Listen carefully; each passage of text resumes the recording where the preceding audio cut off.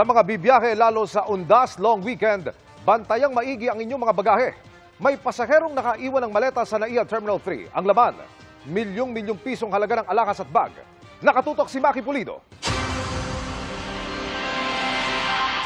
Alas 8 ng gabi noong October 1, sinundo ng driver ang negosyanteng si Maricor Flores sa NAIA Terminal 3. Makikita sa CCTV footage ang pagsakay niya sa sasakyan, pero naiwan sa bangketa ang kanyang maleta. Akala kasi ni Flores, ikinarga na ng driver ang kanyang mga gamit. Natuklasan na lang po nila na wala po ito. Nung nasa bahay na sila. Ang naiwang maleta, tinabihan ng isang lalaki at di nagtagal, isinakay na sa trolley at tinangay na ito. Ayon daw kay Flores, may laman itong nasa 20 million pesos na halaga ng mga alahas at mamahaling bag. Higit 3 linggo na mula nang mangyari ang insidente, hindi pa rin matunton ang kumuha ng maleta.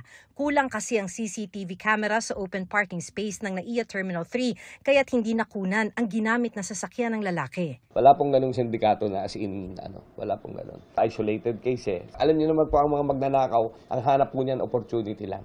Karaniwan daw na nawawala sa airport ay mga bag at cellphone na naiwan o hindi nabantayan ng pasahero. Kalimitan naman na ibabalik daw ang mga ito, pero para iwas stress, bantayan ang inyong gamit. Pag kami naiwan po yan, may oportunidad ng ibang tao, pwede po kasing makuha yan, may intention man sila o wala. Sa mga tao namang nakapulot ng mga naiwang gamit, ang hindi pagsasauli nito ay maituturing na krimen sa ilalim ng batas. Para sa GMA Integrated News, Maki Pulido, nakatutok, 24 oras.